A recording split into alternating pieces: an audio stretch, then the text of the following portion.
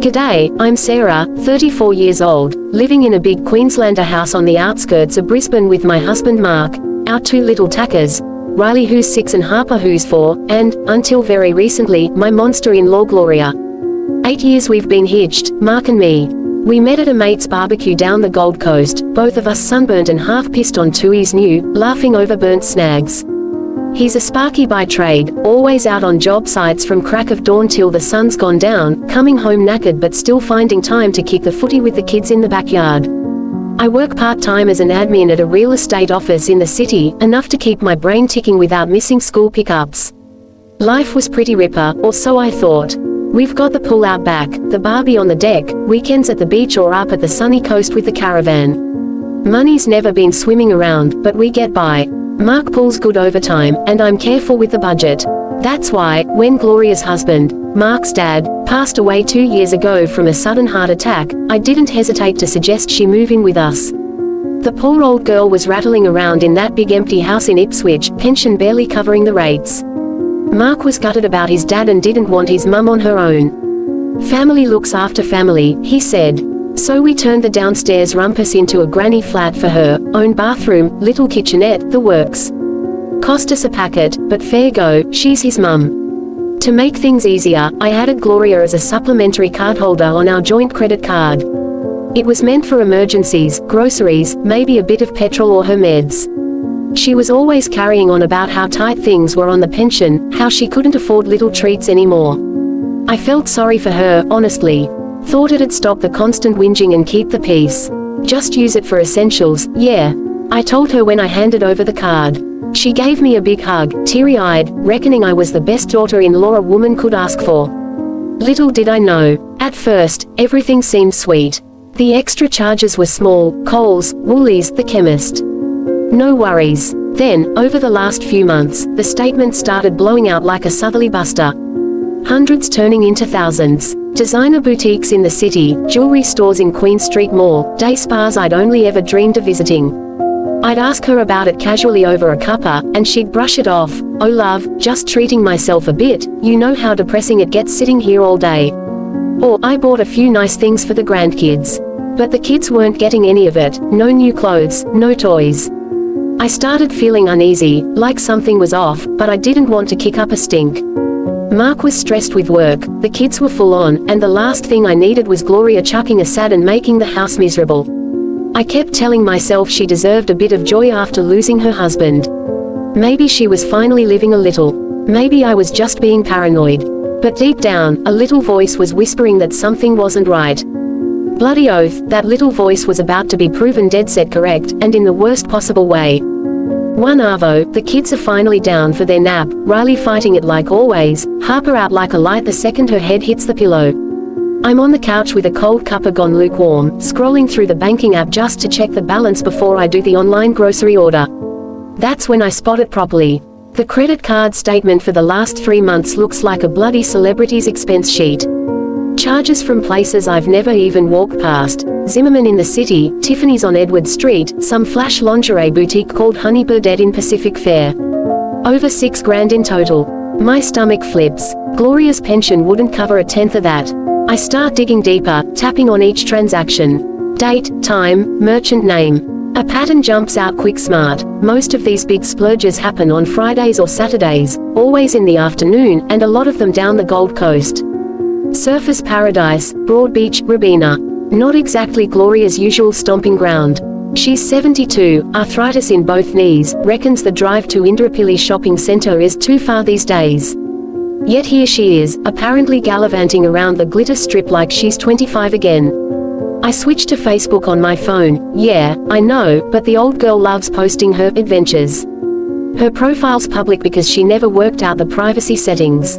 I scroll back a couple of months and there they are, photo after photo of Gloria looking chufters, dressed up to the nines in new outfits, posing with a young blonde Sheila I've never seen before.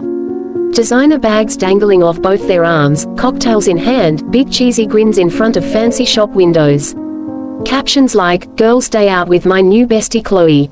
Feeling fabulous. 2 hearts shopping bags sparkles, and spoiling ourselves because we deserve it." Hashtag living my best life. My blood runs cold. Chloe. That name's been popping up on Mark's phone for months. Late night texts when he thinks I'm asleep. Can't wait to see you Friday XX. Thinking about you. Heart emojis that make me want to spew. He's always got some excuse. She's just a mate from the big job site at Southport, babe. We're coordinating materials. Yeah, right. Coordinating lingerie and spa days, more like it. I zoom in on one of the photos. There's no mistaking it, same Chloe. Long blonde hair, fake tan, pouty lips, the works. In another pic, they're sitting at a cafe table littered with shopping bags from the exact same stores on our credit card statement. I cross-check the dates. Bang on, every big shopping day matches a post with Gloria and Chloe living it up on my dime. I feel sick, like actually nauseous. This isn't just Mark cheating, this is his own mother actively helping him, funding their dirty little affair with money I earned, money we needed for the kids' school fees and the mortgage. Gloria's been playing best mates with my husband's mistress, treating her like the daughter she apparently always wanted, while smiling to my face every morning over breakfast. All those times she'd say, "You work too hard, love, you should treat yourself more," and I'd laugh it off. Turns out she was the one treating herself, and Chloe, to everything under the sun. I sit there staring at the screen, chest tight, tears prickling but too angry to fall yet. The betrayal hits like a king wave. Mark 1 could almost wrap my head around. Blokes do stupid things sometimes, but Gloria, the woman I opened my home to, gave a bloody credit card to out of the goodness of my heart. She's been stabbing me in the back the whole time, laughing about it online for all her old biddies to see. I screenshot everything, every post, every transaction, every matching date. Evidence. Because this isn't staying quiet. Not this time. This Sheila's had enough. That night, the house feels like it's holding its breath. The kids are in bed, the crickets chirping outside, and I'm sitting at the kitchen table with the laptop open, statements and screenshots spread across the screen like evidence in a cop show. Mark rocks up just after 9, later than usual, kicking off his boots at the door. He smells like that cloying vanilla perfume Chloe drowns herself in, the one that makes my nose twitch every time he's been working late. He gives me a quick peck on the cheek, mutters something about traffic on the gateway, and heads for the fridge to grab a 4X Gold. I don't let him get that far. Sit down, Mark. We need to talk. My voice is flat, deadly calm, the kind of calm that comes right before a storm. He freezes, beer halfway to his lips, and slowly lowers himself into the chair opposite me. I slide the laptop around so he can see the screen, the credit card transactions highlighted in yellow, next to Gloria's Facebook posts with Chloe. His face goes from tan tradie to ghost white in seconds. What the hell is this? I ask, pointing at a $1,200 charge from a Surfers Paradise hotel. You and your mum funding weekends away with your bit on the side.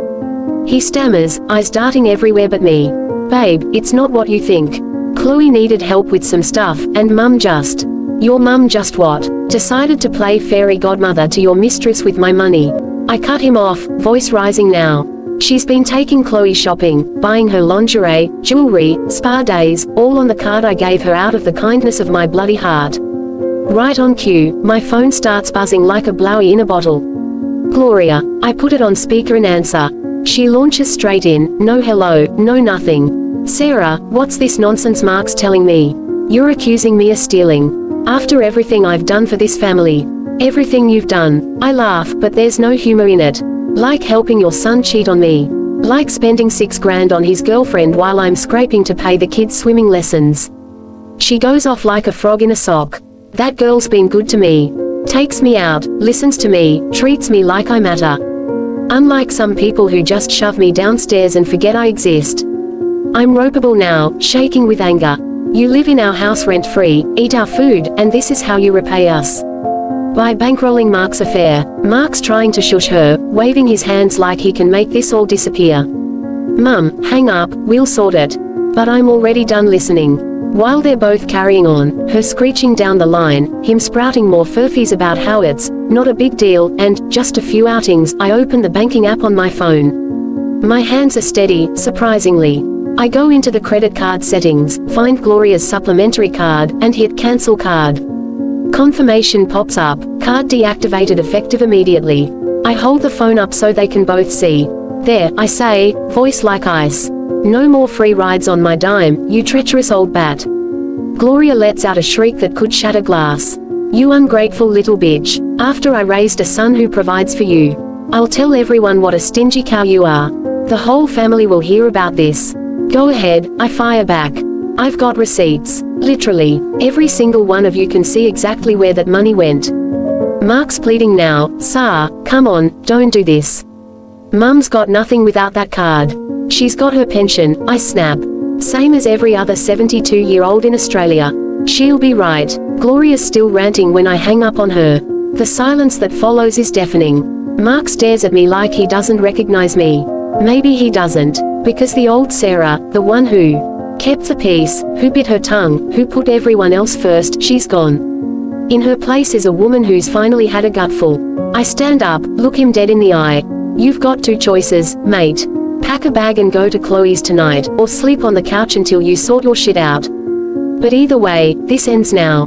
He doesn't answer, just sits there, head in his hands, while I walk away. For the first time in months, I feel like I can breathe. Next morning, I'm up at Sparrow's Fart, feeding the kids Vegemite toast while the sun's barely over the hills. The house feels different, quieter, like the air's been sucked out of all the bullshit that's been building for months. Mark didn't come home last night. His ute's not in the driveway, his work boots are still by the door where he left them, and his side of the bed's cold. Good riddance, I reckon. I'm not chasing him. Let him couch surf at Chloe's flash apartment in Southport, the one half paid for with my credit card. My phone starts going off before I've even poured my second coffee. The family WhatsApp group, the one with all Mark's aunts, uncles, cousins from Caboolture to Toowoomba, is absolutely blowing up. Gloria's been busy. Overnight, she's posted a long, whingy message about how I've abandoned a poor widow in her time of need, how I've cut her off without a cent, and how I'm destroying the family by being a heartless cow. There's even a crying emoji and a prayer hands, one for extra drama. A couple of the older rellies have jumped in with, "That's not right, love," and "Family should stick together." I can practically hear the tongues wagging from here. I'm not having it. Not today. I sit down at the kitchen table, kids watching Bluey in the lounge, and start typing. First, I upload a collage of screenshots, the credit card transactions, side by side with Gloria's Facebook posts of her and Chloe dripping in new clothes and jewelry. I highlight the big ones: minus $800 at Sephora, $1,500 at a boutique in Broadbeach, the hotel stays, the day spa packages. Then I add the captions she wrote herself, treating my girl Chloe because she's like the daughter I never had. And best shopping buddy ever. I tag Chloe's public Instagram for good measure, the one full of bikini pics and champagne brunches. I hit send with a simple message: here's where the money actually went. Happy to discuss with anyone who wants the full story. The group goes dead silent for about 30 seconds. Then the tide turns quicker than a rip at Stradbroke. Mark's Auntie Lynn from Redcliffe is first. Hang on, that's the Sheila Mark's been seen with. Cousin Jake pipes up. Bloody hell, Gloria, you've been funding his affair. Even old Uncle Barry, who never comments on anything except the footy scores, drops it disgraceful. Within minutes, the messages are all aimed at Gloria, questions, shocked emojis, people pulling their support faster than you can say, "Stone the crows." Gloria tries to fight back, posting some garbled excuse about just helping a friend, and how I'm twisting things, but it's too late. The evidence is there in black and white.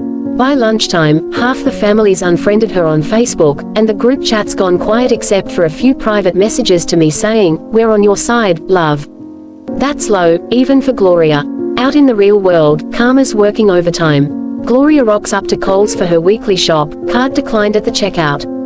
She rings me, screeching down the line about being humiliated in front of everyone. I let her rant, then calmly say, "Pension gets deposited tomorrow, love. You'll manage." Click. Mark's no better off. He's messaged me twice asking for temporary access to the joint account because Chloe's apparently not happy about suddenly paying for everything. Tough biscuits, mate. By evening, I'm sitting on the back deck with a glass of Sauv Blanc, watching the kids chase each other around the pool while the Barbie cools down from dinner. The weight's lifting, slow but sure. I've booked a consult with a family lawyer next week, changed all the banking passwords, and started looking at daycares that might let me go full-time at work. It's scary as hell, but it's mine. Gloria's still downstairs in the granny flat, doors slammed, telly blaring. She'll have to figure out her next move soon enough. Pension won't stretch to rent forever. As for Mark and Chloe, Let 'em have each other. I'm done carrying dead weight. Fair dinkum, I've never felt stronger. This Sheila's not just surviving, she's bloody thriving. And revenge. It tastes sweeter than a cold stubby on New Year's Eve.